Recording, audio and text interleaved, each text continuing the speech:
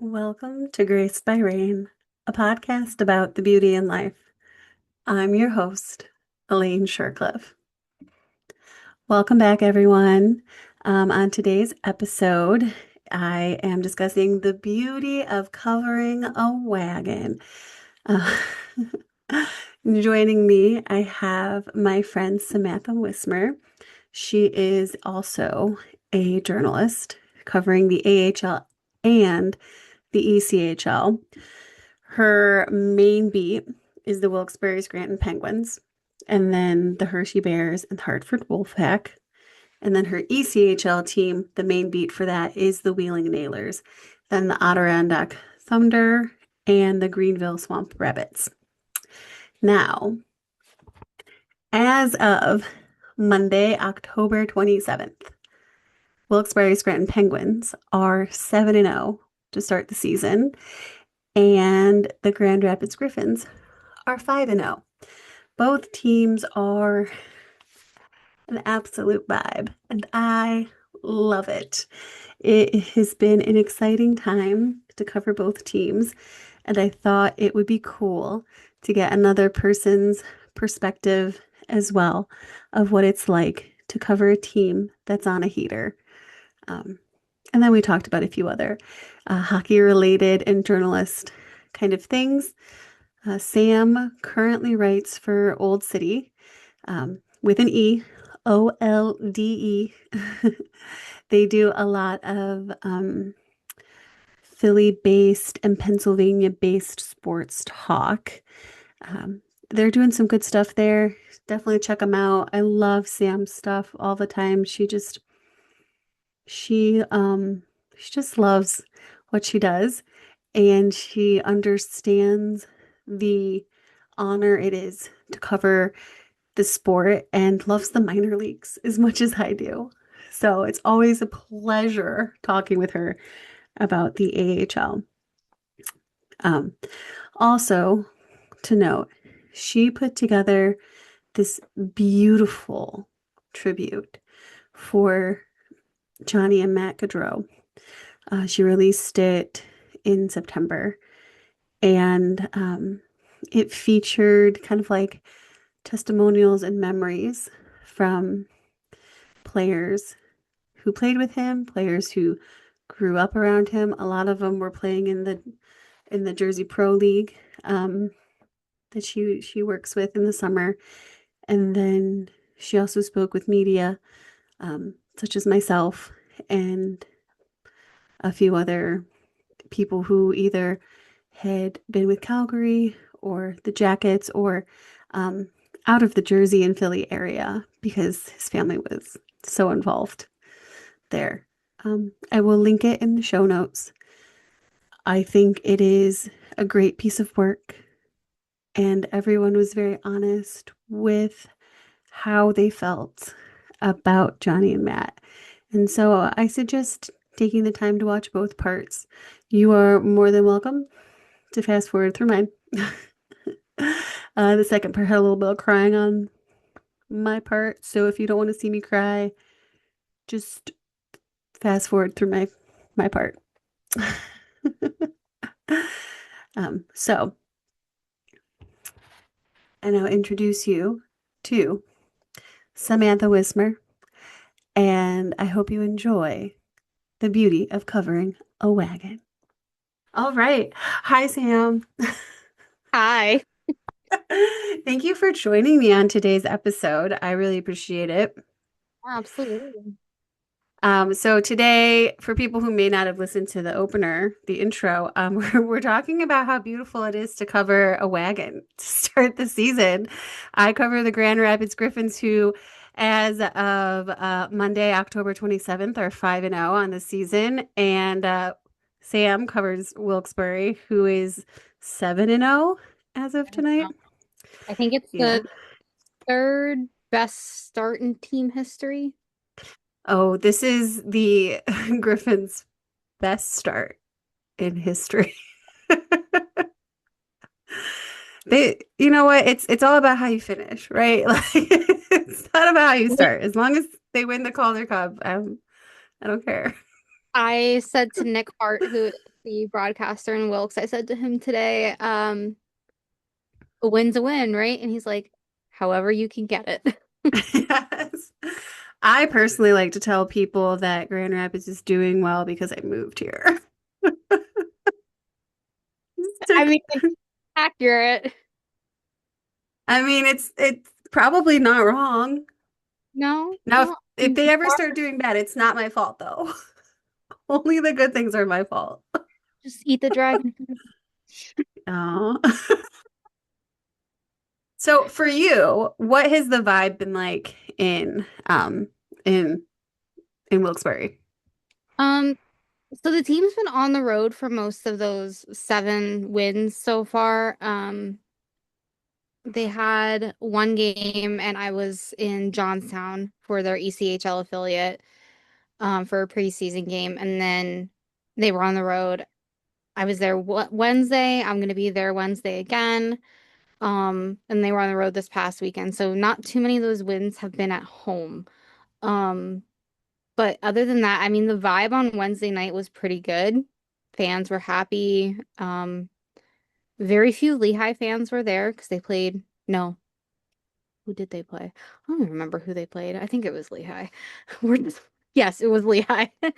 Um, and very few Lehigh fans. Obviously, it's a Wednesday night game. You're in the freaking mountains. Who wants to travel up to the mountains on a Wednesday night? Um, but I mean, yeah, I mean there were a lot of fans there. Feeling's good. The guys are happy. Players are actually, willing to talk. So, and coaches happy. Yeah. I love when players are willing to talk. I know, it's a great thing. It's a beautiful thing. It's a beautiful thing. I will say like I'm probably the worst person to have in a post game because if you don't want to talk, we'll make you talk. I give myself like a minute and a half before I'm like, okay, let's not traumatize them if they're young, right? I'm not going to traumatize them if they're young. But if you're a vet and you decide you don't want to talk to me, especially after a win, I'm going to keep asking you all sorts of questions. That's why I tend to go to practices because I can get them there and they're a little bit Yeah. more willing to talk. Yes, depending on the practice. Like I went to practice on Saturday, Sunday, just kidding, Sunday for the Griffins. It was not a super intense practice. Um, Everyone that the Hockey Town West boys and I talked to, super open to talking, right? Like they weren't exhausted, but they went earlier in the week and the guys were drenched. Like I'm looking at these videos. They're drenched in like they're trying to catch their breath. They're trying to answer their questions, but you can tell they are fighting for their lives. Like that must have been like the worst practice of the season thus far because they were like I was like, man, I would be like, you can take a shower before we talk if you want. I know. I always tell like Nick Hart or DJ, whoever the broadcaster is, I tell them, don't tell them to rush. I will wait. Oh, yeah, that is the nice thing is when you can be like you don't have a deadline and you can just say, hey, it's fine. Take Yeah, your time, especially when there's not a lot of people covering the team. So like if everyone's on the same page about it, then it's like, okay. Or if it's just you, then it's like literally don't care. The vibe in Grand Rapids in the locker room has been really fun, but not so fun. You know how like when it's too high and then there's like a crash? That's not what it is. I've seen that before with them where they're like super amped up and you're like, ooh, like a dog with the zoomies, and you're like, ooh, the fallout's gonna be bad. This is not that. They're like optimistically chill. I don't know how to explain that at all. yeah, that's kind of how it is in Wilkes right now. It's like they're chill. Like I think the coaching staff is kind of telling them to like, hey, like don't get complacent because you do have other teams that you have to go up against, and it's like, you know, don't make those little mistakes. And they kind of Kirk McDonald, who's the head coach, really keeps a good atmosphere. And Mhm. he he's always been that way. So which is nice. That kind of like don't take your foot off the gas, but also like don't be so hard on yourself either, because that's when mistakes happen, right?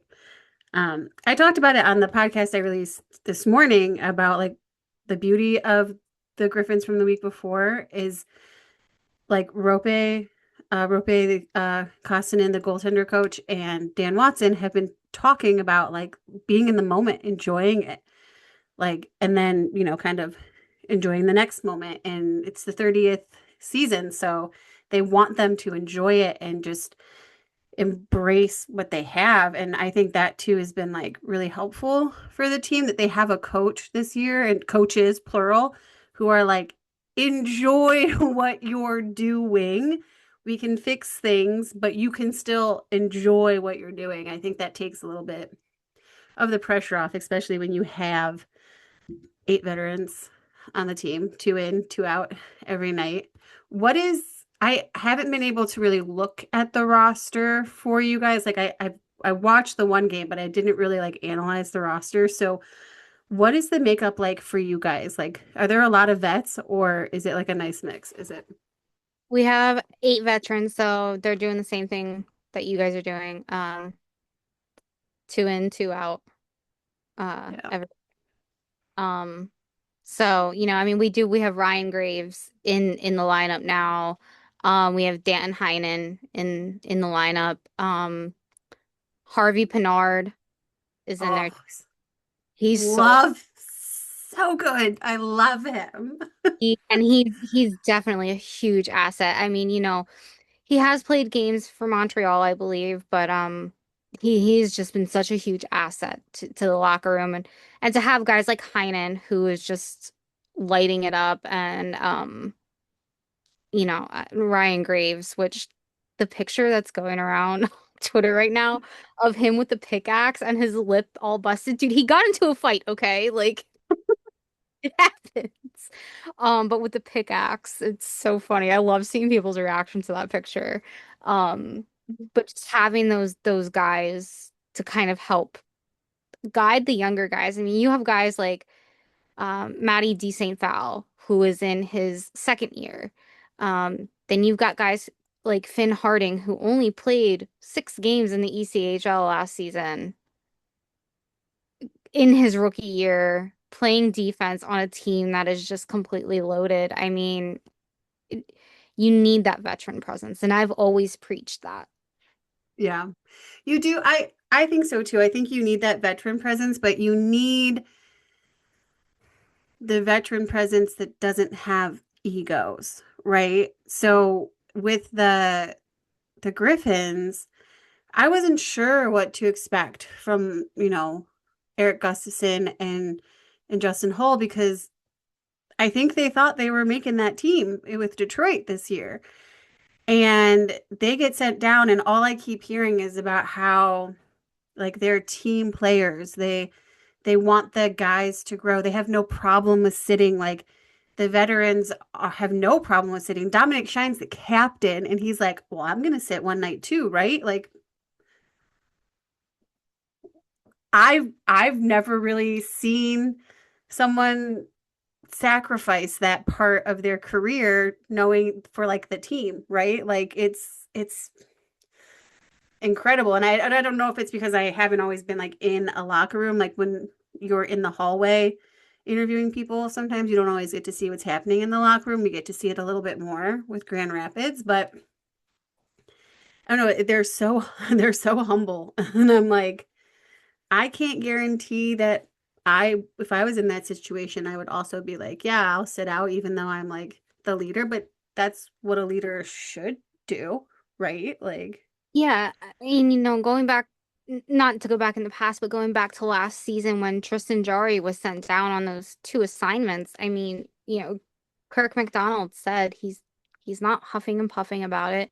He's actually being a team player in the locker room, like he's providing guidance, and that's something that it's nice to see, especially with someone who's been in the NHL for so many seasons. You need to know that, like, he's providing that kind of guidance, and Ville Koivunen, who was just recalled by Pittsburgh, he really gave them no choice, to be honest. Um, I mean, Raquel is out, so they had a choice, but they did. Koivunen But gave them really, when you look at it, there was no choice. Koivunen gave them no option. Yeah, But Kirk McDonald even said that Koivunen was sent down, no huffing and puffing. He was being a team player, and that's something that is modeled, and he picked that up from somewhere. So exactly. Are you afraid? So I'm a little scared. This is why I'm asking. Are you afraid that like someone's gonna get sent down and it's just gonna like mess up the vibe of the team while they're on this hot streak?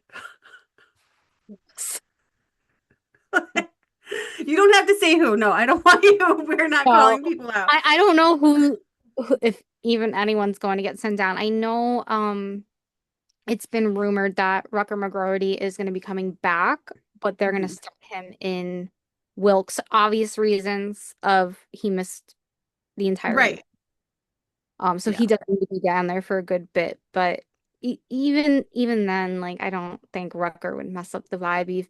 If anything, he's Yeah. gonna He's gonna add to add. the chaos. I remember Yeah. I remember last year I interviewed Owen Pickering, and him and Owen are two peas in a pod.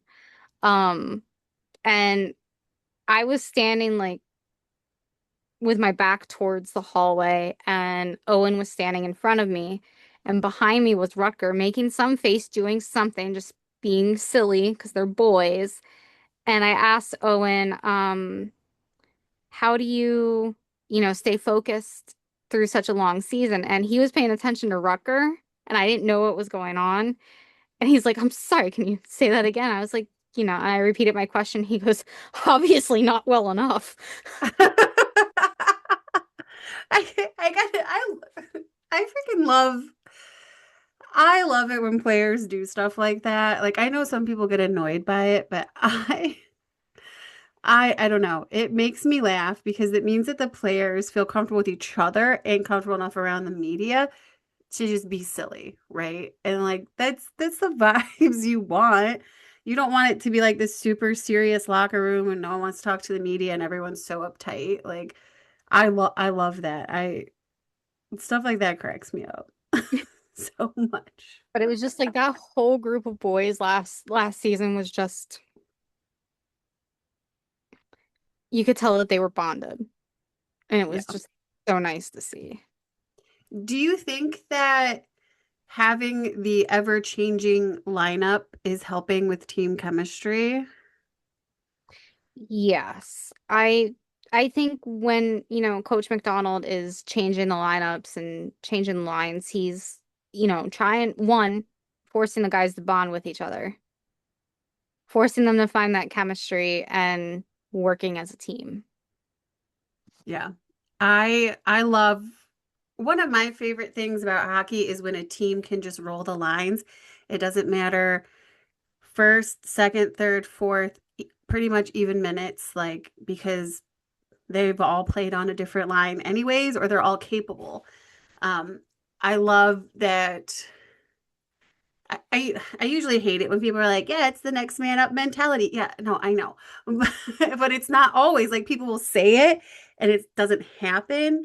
And I see it here, and I'm assuming it's the same way in Wilkes that that next man up mentality is really there. Like they know that when they hit the ice, especially if they're part of the rotating veterans, that this might be the last game they see the ice for like two games or one game or like I see it there. Are you seeing the same thing for Wilkes?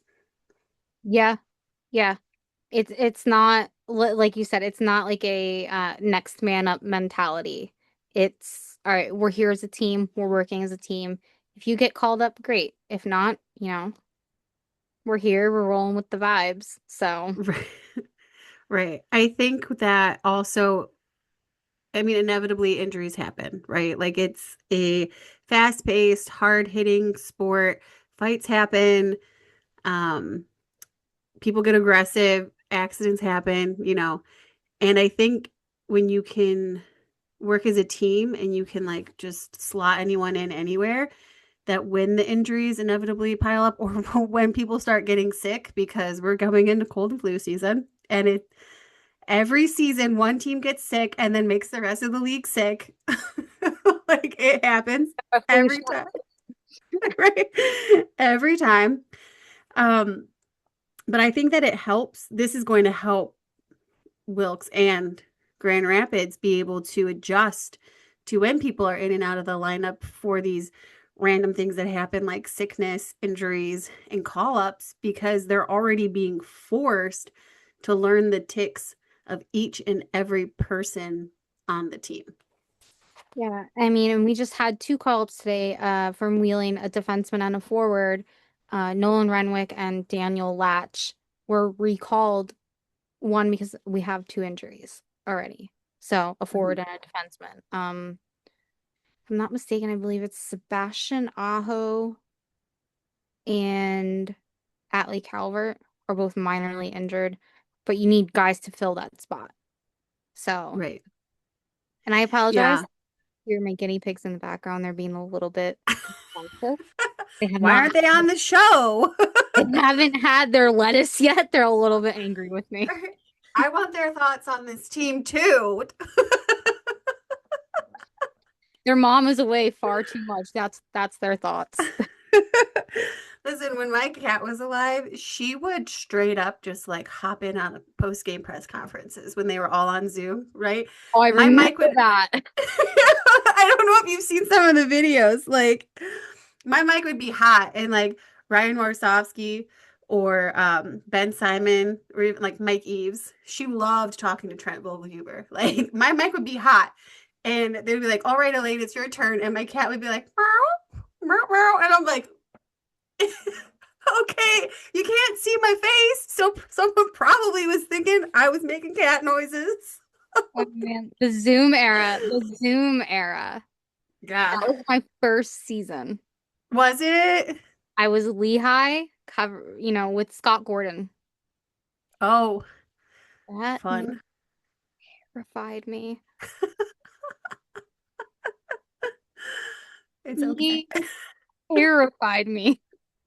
Oh, I was covering the entire Central that season because they were all playing each other. Like that was, there was not as many games to cover because it was a short season and they were all playing each other. So the most amount of games that would be on at the same time is 3. So I was like, okay, we'll do this. It was wild. Like, and it's so funny how like some players really would prefer to do a Zoom one, right? Like because then you meet them in person and they're like, I don't want to be where the people are.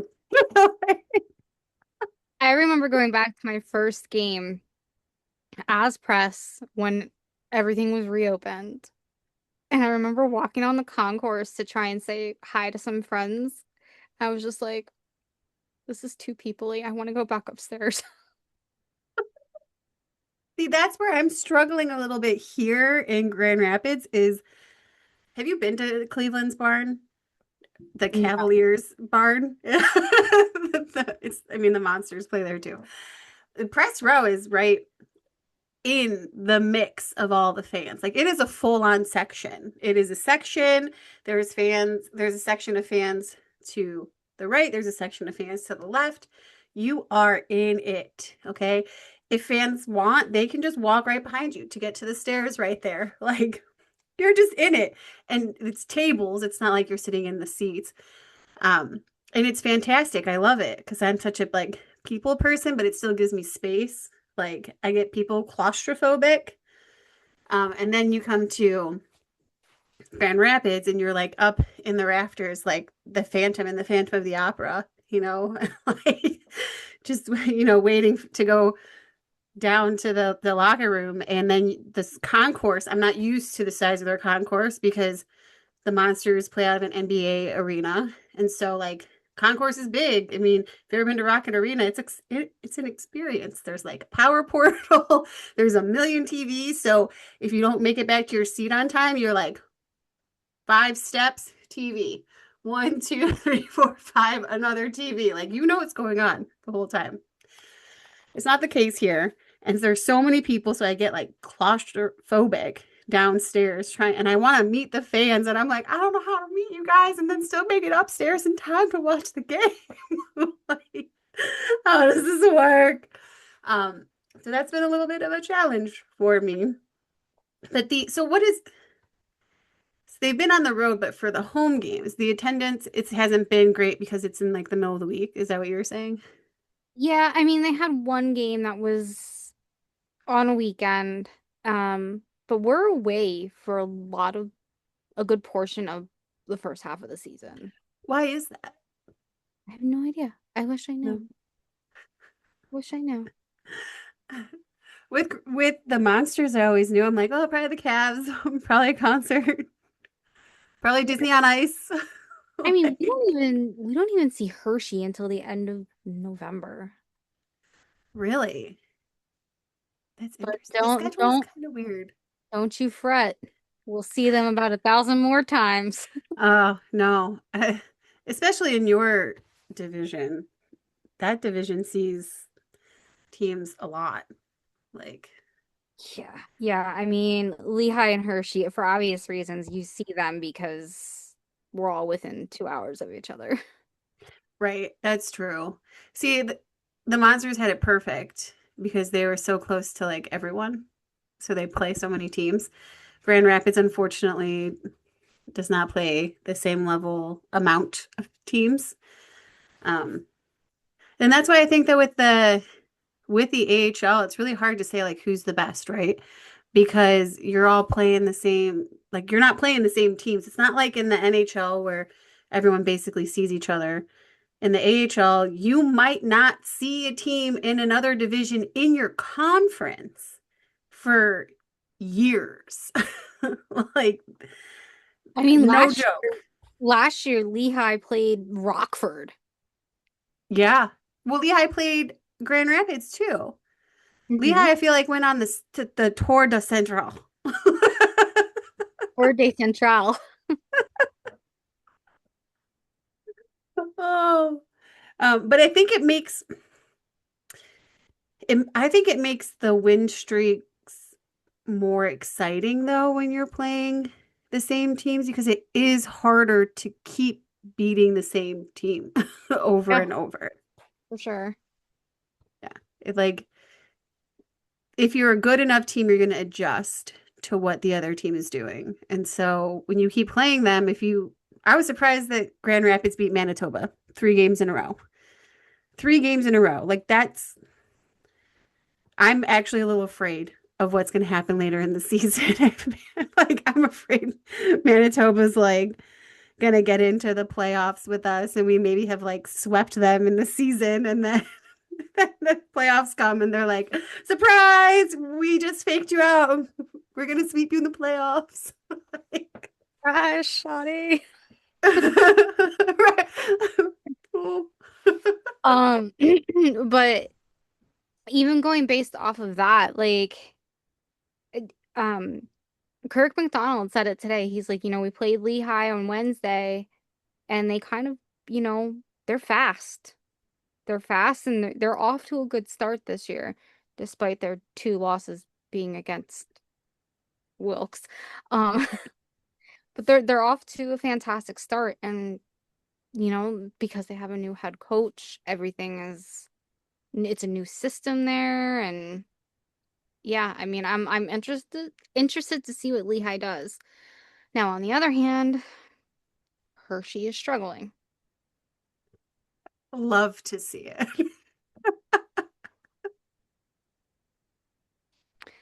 I like being there, so No, you know what? Hold on. The organization, the people that work for the organization, the players, I enjoy them.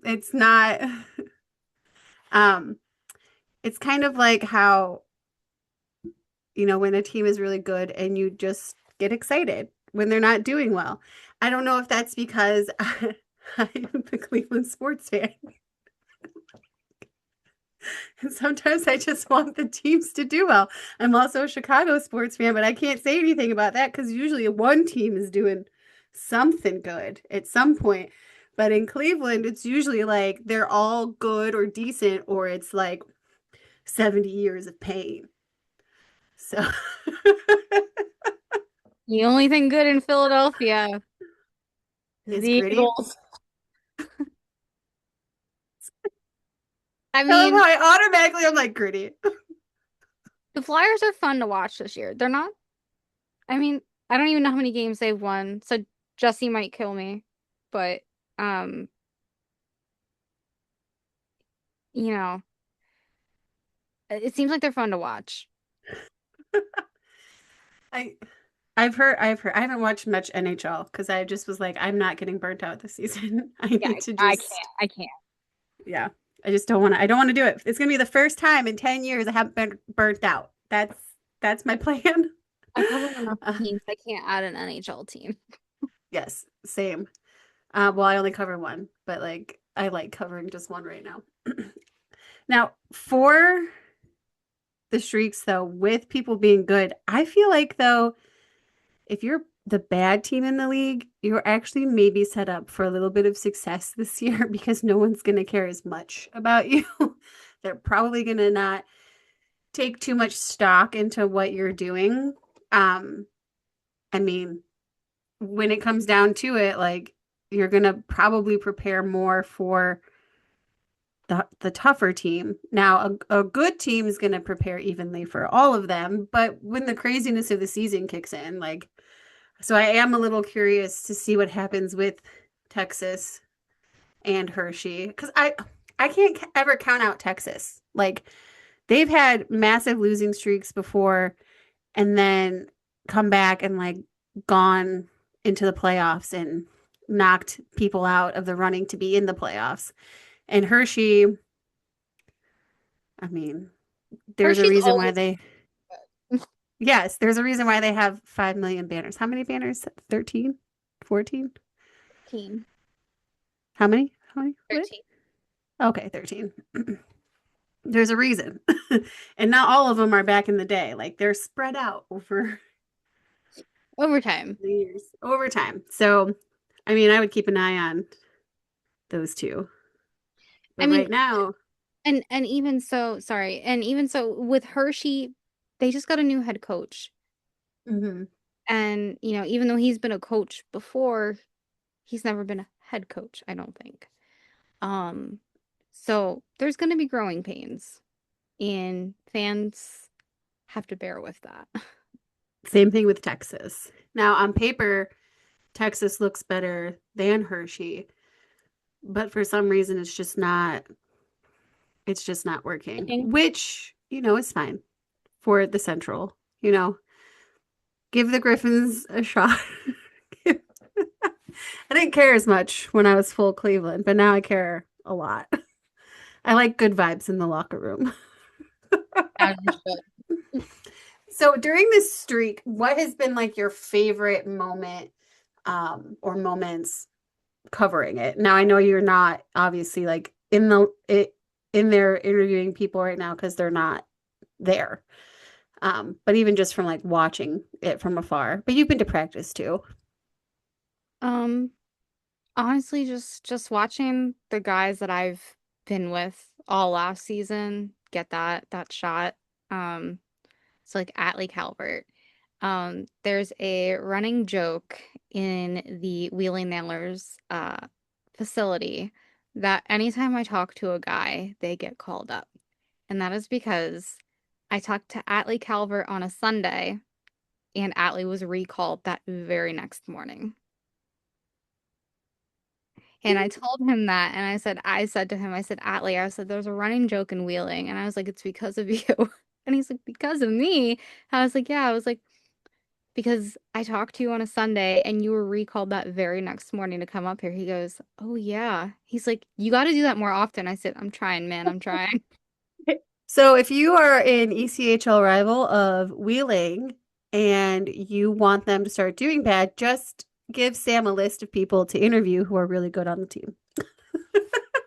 Well, we currently only have 9 AHL players in there right now, so not get happy, Hey, guys. they could still sign contracts somewhere. Somewhere, maybe. Somewhere. But then, Um, guys like Matty D. St. Fowl, who was in Wheeling a bulk of his season last year, Atlee Calvert, Chase Pietala, you've got those guys that are now, their talent, what they can do, and to put it to use. Um, so that's kind of been my favorite moment is just watching these guys develop and spread their wings, and they're not under me anymore. I wish I could say the same about that with Grand Rapids. Unfortunately, there aren't many AHL contracted on the team to begin with. And I think there's only two in Toledo right now. So it's not necessarily ideal if things start happening in Grand Rapids for them to be able to take someone from Toledo up because there aren't really those choices, unfortunately. Um, which I think is actually going to maybe hurt them here in later in the season. But hopefully, I mean, I'm sure Horkoff is like prepared for, I hope so, prepared for that and has like maybe like a secret Rolodex we don't know about of people that he wants to sign or bring in or something. So hopefully. But for me, it's watching like I have been a really big fan of Dominic Shine for a long time. He's just a great human.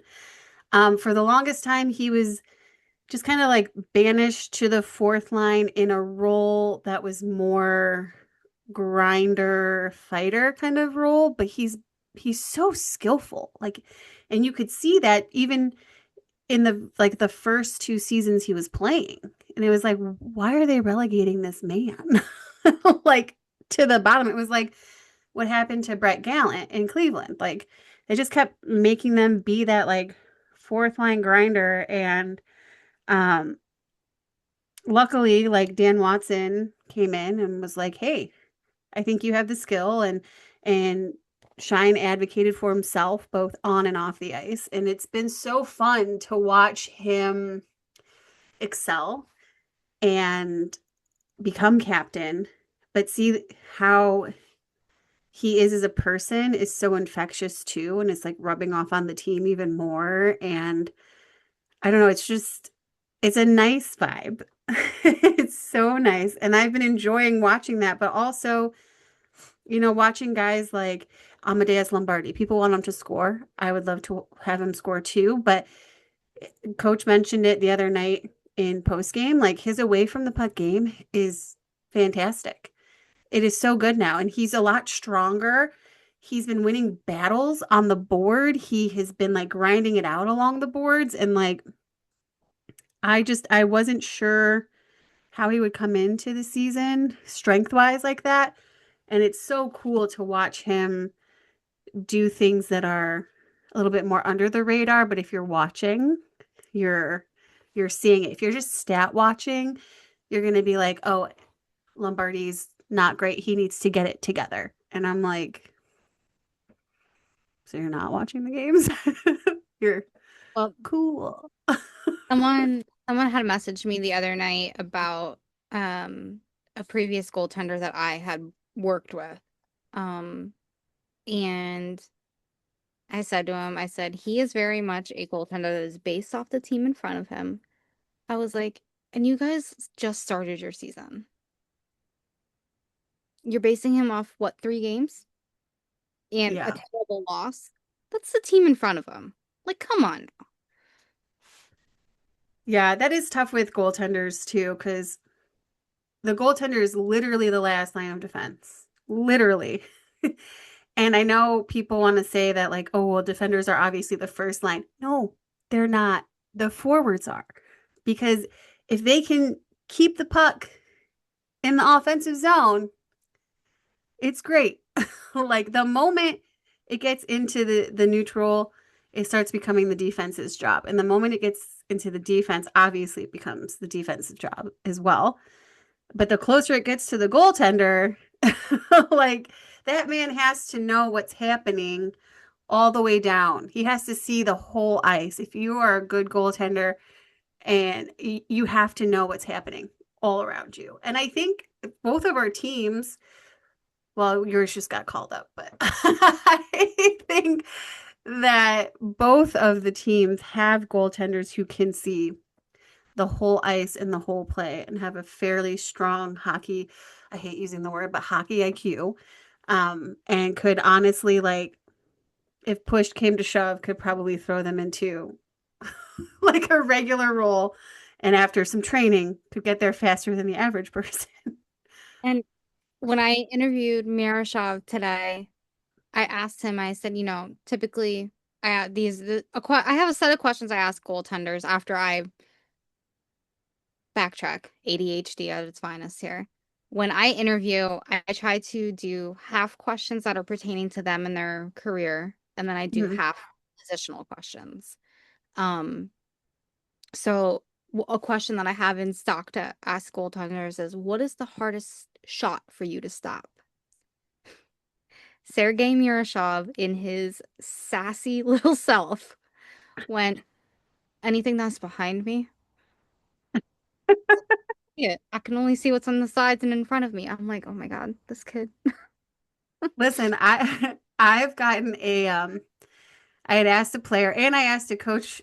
This happened in the same set of interviews, but neither of them, they either told each other beforehand they were going to say it, or they were just that level of sass on the Monsters. Um, and they were getting ready to play the Griffins, and they knew that I was heavily covering the Griffins as well. This was like a few years ago. And I was like, so I asked a question about what's kind of similar to that with like the shot, and then I asked coach about like, where do you think you guys excelled tonight, even though you lost, and like, where do you think you need to work? And he goes, they both were like, gave me a variation of, it depends on if you're going to write this article tonight or if you're going to post it after we play the Griffins. I was like, what? Like, are you afraid someone's doing a pre-scout with my articles? Like, thank you. But also, what? Like, stop.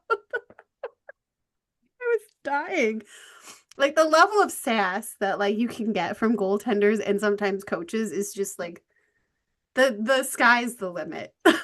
Oh, and I love a sassy player because I'm very sassy myself. Um, so when a player can match my sass, it makes for a great interview. Like I did a um interview with Matt Corsia, who is a forward within the Wilkes-Barre, well, Penguins organization. He mostly plays in Wheeling. But I did a interview with him on my podcast, The Puck Drop on Old City Sports Network. Love Gotta, the plug. Love the plug. Gotta find ways gotta, to plug it in. gotta plug it in. Um, and the amount of sass that was in that interview, he is the only player I will let publicly call me out. I just I know he doesn't mean it to be harmful. right. I used to be super sassy. I'm out of practice because when I worked for Social Security, I could be sassy.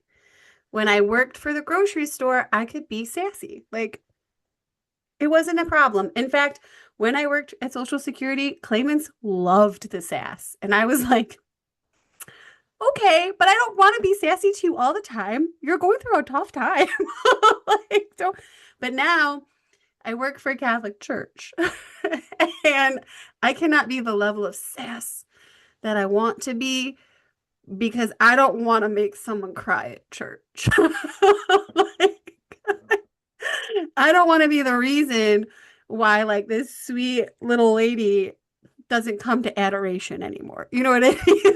Like, I would like to possibly get to heaven one day. So now my clapbacks are off. My sass is, I think I need to just like practice a little bit more or something. I don't know. Yeah, I mean, you know, the off season, I turned it off a little bit, but now we're back in season and you know, cover wheeling a lot and I'll be seeing a lot of Corsia and But who's more fun to be sassy with? Okay, him or Andrew Rinaldi?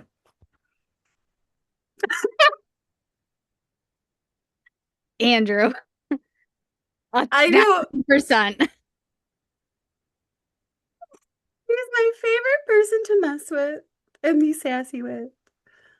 And because he respects women so much, it is a struggle. Like he has been like super like he clapped back so hard once. I was so proud. And his immediate follow-up was, I'm so sorry.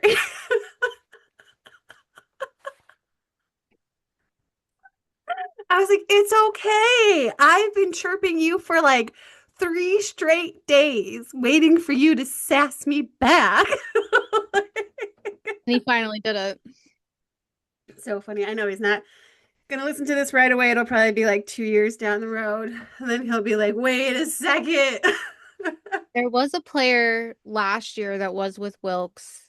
He got sent to Wheeling, but he was on an AHL contract. Sam Hood. I don't know. Oh, yes. I know who that, yeah. Yeah. I don't know Sass him personally. I know of him. Sassy. I introduced myself to him because I interviewed him in training camp. I was like, "Hi," I was like, "My name's Sam." He goes, "Yeah, me too." Well, that's your fault for having the same name. I was like, I looked at Nick Hart. I was like, "Okay." If someone said that to me, I would be like, oh my God, name twins, besties. And they would automatically be like, well, this isn't hitting the way I thought it would. Well, and I was still so very new to the team. It was my second season with them. Now, this morning, Nick Hart calls me Samantha, and I was like, "Nick, it's my third season. I think you can call me Sam." He's like, "See, I would have to retrain my brain for that, and I can't." Oh, I love it. I love it. There was a from one of the other teams that I covered, there was a player who had already known me from my time working with the AAA Jackets, but it wasn't a AAA Jacket. It was a kid who played for another team, and we kept seeing them at Super Showcases. And I asked a question that was just ridiculous. Like it was a dumb question. Like I'm not even gonna. And he looked at me and he goes, Elaine Grace, I thought you were better than this. And I was like, you just hit me with my government name. Like I feel like my mom's yelling at me. I had said to Allie, who is the like digital media manager in Wilkes, I was like, I'm going to Wheeling this weekend and I'm so excited. She's like, why? I was like, I get to annoy Matthew Corsia bright and early Friday morning. She's like, good, he needs it.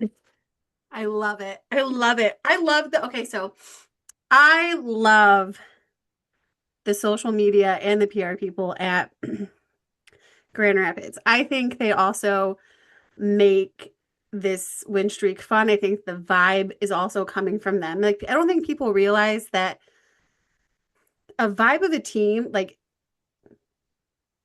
it, the way that you are as media and the way that you are as working for the team but not playing for the team can directly affect the team, especially when you're in the locker room.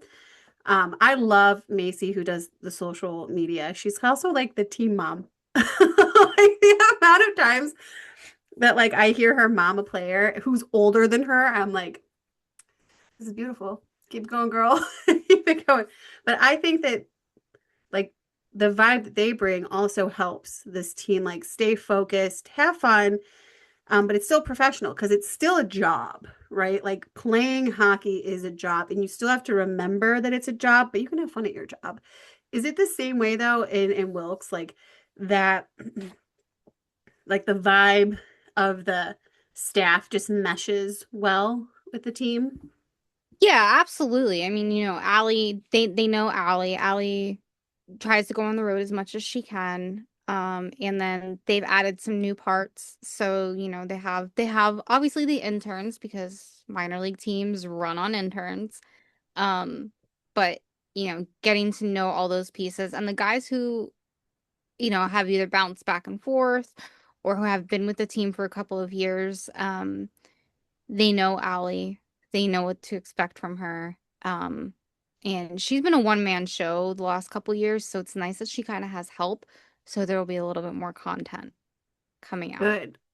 I was wondering how that was. I didn't know if she had someone. I didn't know who she was, but I knew she was like lone wolf for a little bit. Um, and I was wondering, I started seeing a little bit more content coming up during this streak.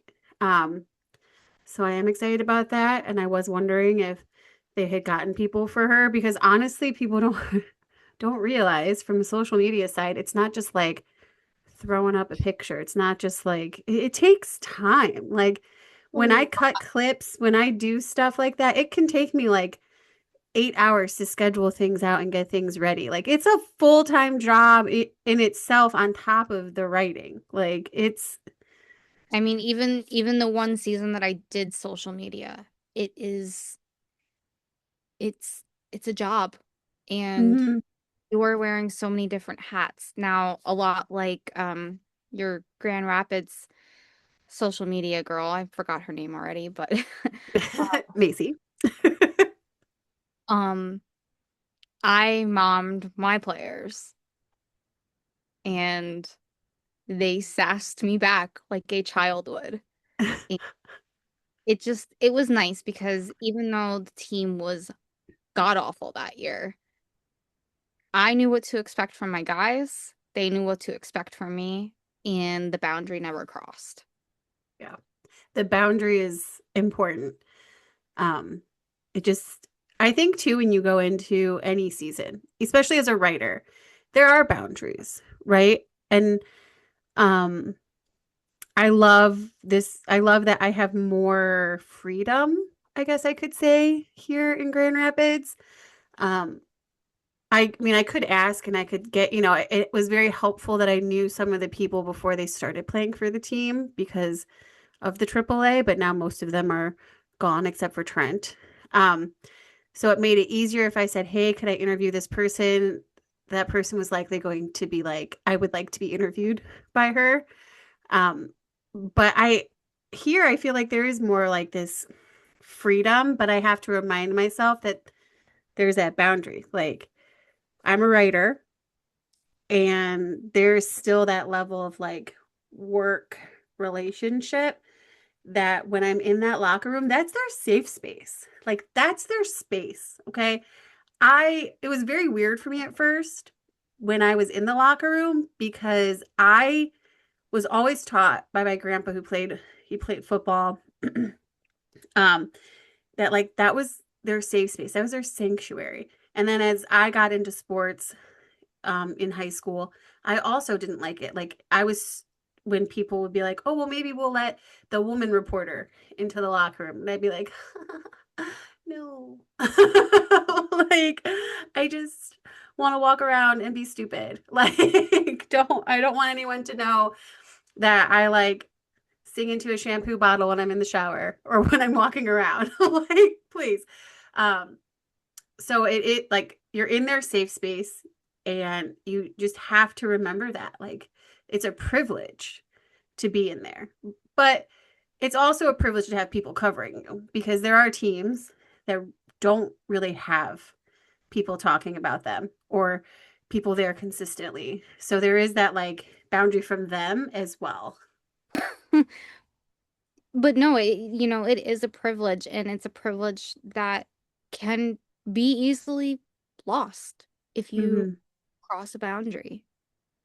Yeah. Or, you know, it's just people have to remember that. Yes. And it's always good to have like I tell people all the time, if you go in there and you know who you are and you're consistent and you don't lie ever and you don't make things to be bigger than they are when you see them, like if you see a injury at practice, especially if you're in the AHL, right? Do not go on immediately and say that there was an injury because one, if they're on an NHL contract and you tweet that and then the team finds out from your tweet, like that's a big deal. Okay? It is not worth ruining that trust and like losing that opportunity possibly to go to practice, right? And or having people like trust you being there. The players have to feel comfortable, the coaches have to feel comfortable. Like, yes, they know you're a reporter and you have to report on things, but there are some things that you can report later, or you can let the team report.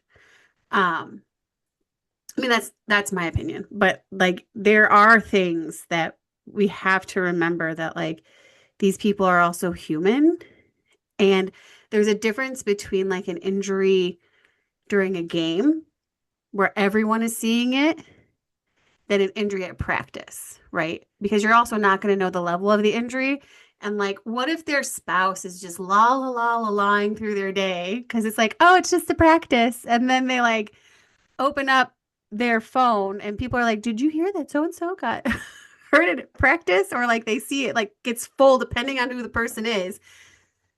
I would be incensed. I would be so mad. I would be like, oh, they couldn't even wait for me to find out. Like it's it's not immediate. It doesn't need to be, it doesn't like affect enough of the situation. Does that make sense? You don't always need to be first. Yes. You don't need to. I Let's talk about that because you and I feel the same way about this. We've had discussions before, but it's nice to talk about it with another person on the show so that everybody can hear it. Because I say it on my show, but it's usually just me talking to myself, well, to the camera. But you don't need to be first.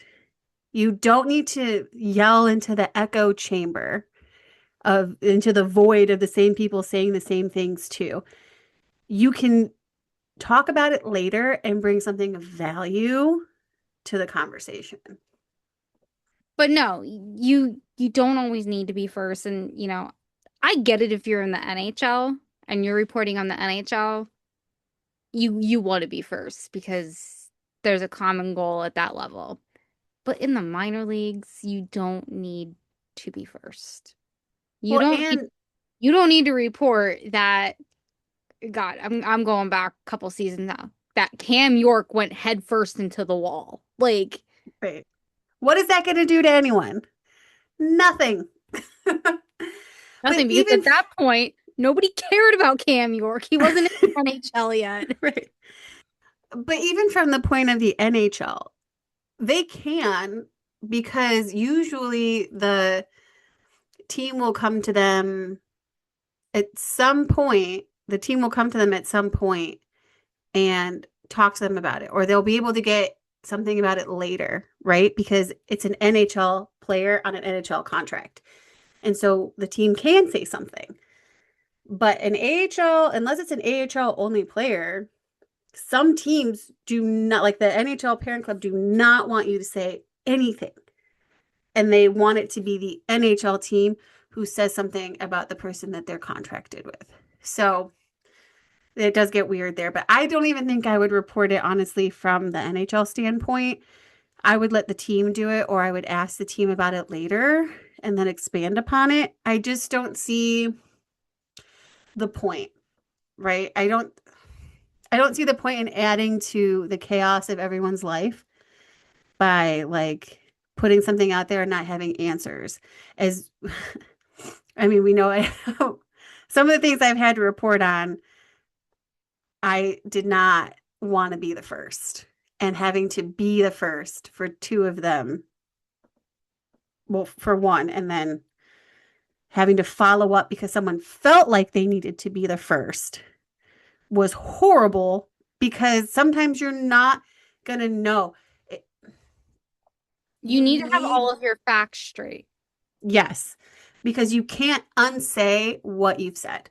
You can't untweet what you've tweet or X or on post, whatever. You can't undo it. I mean, you can delete it, but if one person sees it, it's there. It's in their brain. Like,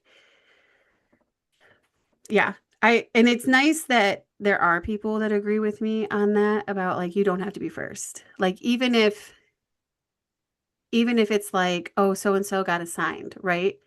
Okay, that's great. And then I see like 30 tweets like this person got assigned to the team and it's like 30 tweets in a row. That's great. But like, what does that mean? What does it mean? Give That me something. And yes, some people are going to go and write like a 300-word article about it, and that's great. Do that if you can, if you have the time. But if you're putting it on social media, like give just a little bit, just a little bit more than they assigned this person down here. Now, there are times when like you really don't know what it means, and you're like, I just need to put this up because I'm like, where is this going? Like at the beginning of the season, when people get assigned, it's like, I'm not really sure what's going to happen here. yeah. Like when Nate Danielson got assigned, I was like, he's coming off an injury, so he's getting assigned, but I don't know what that means. I don't know. So I was just like, he's getting assigned. But if you cover the team and you talk about the team or their parent club, you should know what, as you get deeper in the season, you should know what that means for the team. So that's my little. Like I knew last year when we were calling up all the defensemen from Wheeling, like they were coming up for a reason because we were Right. absolutely freaking decimated on defense. Yeah, that's true. So I do have a few more questions, more like kind of predictions, I guess. I don't know. Um, how much longer do you think your win streak will go? If you could guess, if you want, there's the what you want and what you think. You can give two answers to this. What I want, 72 games straight to the Calder Cup. Um, Providence is going to be our test. Because they're 5-0, right? They're the same as Grand Rapids. Really so. Okay. Um, they're going to be our test because they're a very strong team this year. Yeah, Um, they are. so yeah, I mean, I would love 72-0. But it is a game and where one team wins, one team loses, and some of those losses are not going to be pretty, and those are what we call throw away the tape. Yes, burn it.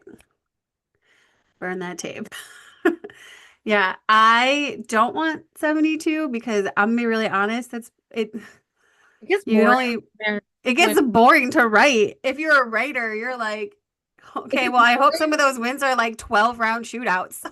Because It I'm gets bored. boring when they lose all the time, and then it gets boring when they win all the time. Yes, I need some, I Variation. need some, yes. Now, I would, I personally would like to see them, you know, go undefeated for like 12, 13 games. Just for fun. I would like to see them close out October with an undefeated for sure. Like it's kind of cool. Be like undefeated October. Like cool. And then they would have like the best record on their own in franchise history for starting. And for the 30th season, like that's a kind of cool That's a thing. cool accomplishment. Yes, but I am fearful that it will be Tuesday against Iowa that they lose. Only because one former head coach Ben Simon is assistant coach. And not that it's like a revenge match because they played each other last year when he was there, but it's just like there's always that hockey magic weird thing that happens sometimes where like the person that destroys your streak, there's usually a connection somewhere, like a multiple connections or a reason, or like, imagine the 30th season, they're on this hot streak, and then the last head coach is assistant coaching the team that destroyed yours. Like that just writes itself. But I don't want to write it. Like, I don't want to write it and I don't want to talk about it. right. And if they get through Iowa, it's going to be tough against Rockford because teams that host I've noticed for the most part, teams that host that year's All-Star game, even if that team is like bad record wise, which Rockford's not, but even if that team is bad record wise, they tend to be very hard to beat because they want their guys at the All-Star game. Like, can you imagine hosting the All-Star game and you have like one guy there? Like, and imagine like you host the All-Star game and you're so good, your coach is there, you got three players, like that place would be lit for them and their fans. Um, so I'm afraid that like Rockford's gonna come in and be like, well, they're gonna go to Rockford and then the next day they go to Grand Rapids. And I don't know. I want to be cautiously optimistic about how this is going to be, but well, I'm happy anyways because I like covering this team. I like covering hockey. Hockey makes me happy. It's very rare that I'm depressed when I'm covering a game, even when they're on a massive lose streak. Summer is boring. Um, That's why I work for the summer league. right? Um, but I would just really love to see them finish October undefeated, just because it's nice. It's a It nice would way be to fun. start. And it would be fun to write about and talk about. Yes, exactly. Instead of being like, well, they almost made it through October, and then Fright Night. Oh. Now, how do you think your team will recover if they lose on Wednesday? We'll bounce back. Bounce back. I feel the same way about it. Might not be that weekend. It might be afterwards, but I feel the same way. It's just that mentality they have, right? It's the mentality and the coaching. Hmm. I can't praise enough about the coaching, especially with Kirk McDonald and Nick Lugo, who have worked together in the past. Kirk has years of experience of coaching. He's coached in the USHL for the Dubuque Fighting Saints. He's he coached in the ECHL for the Reading Royals. Um, and Nick Luco was also his assistant coach in the ECHLs. And then Nick Luco was also a head coach in the ECHL for the Jacksonville Icemen. So they both know how to coach. They both know what to expect from each other. And they both know how to get guys to buy into the system, which is the most important thing. Yes.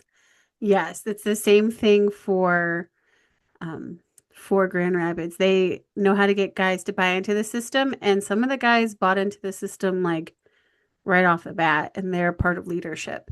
So that's also very helpful when leadership is like, let's go, baby. Yeah. I think the bounce back is inevitable. I think losing is inevitable, right? Um, but the bounce back, it will be the true test of how I think both of our teams will do. Now, what how will you feel if they lose on Wednesday? Like I said, Providence is going to be our test. And I won't be too sad because, at some point they have to lose. They have to. Yeah.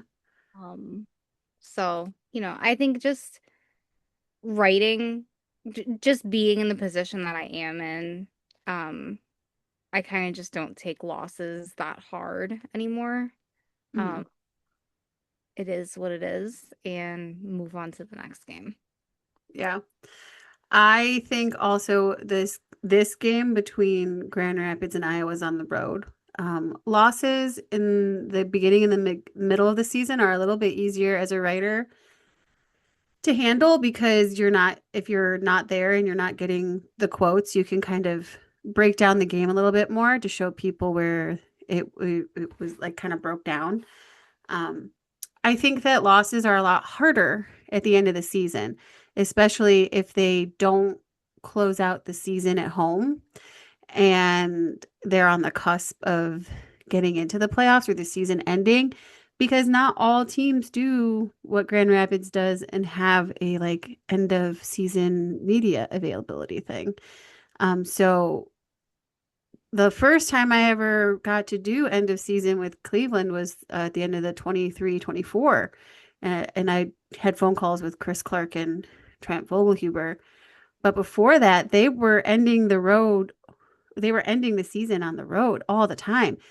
And I would know going into the last home game, I'm like, oh shoot, this might be the last time I see you guys. For some of you guys forever. Like, and that's when it gets tough, right? Like that's when it's tough. And you want to be able to write a good story about the team that you spent the season covering, but it's really hard at that point when you don't have quotes, when you can't feel, you can't like tell people what they're feeling or what the vibe is, or I want to give people their time and their place to have like a beautiful story written about them, whether it's like heartbreaking about how they really wanted it, or if it's uplifting because they're like, it's fine. We know we're going to have some of these guys next year and it's going to be okay. Like, not having that makes it tough.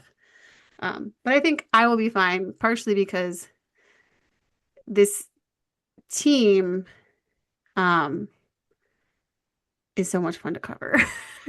So, like, I know when we go in there on Sunday, even if they lose on Sunday, like, we're going to get some money quotes from coach, from the players. And I mean, anyone that follows me and reads my stuff or watches my stuff or listens to my podcast knows that, like, my life is always changed once a year by a freaking post game press conference. Because they say something about hockey, and I'm like, but like that applies to my actual life right now.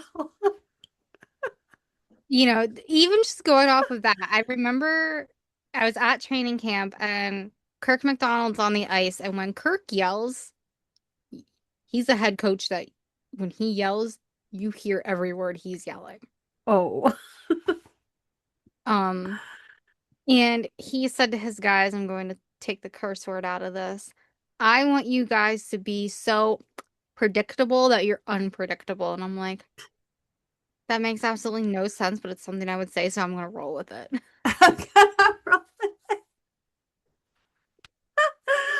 that sounds, I'll be really honest, that sounds very on brand for you.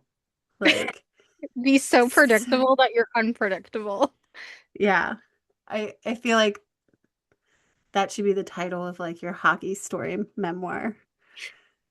Like the predictable, unpredictable story of Samantha Wismer.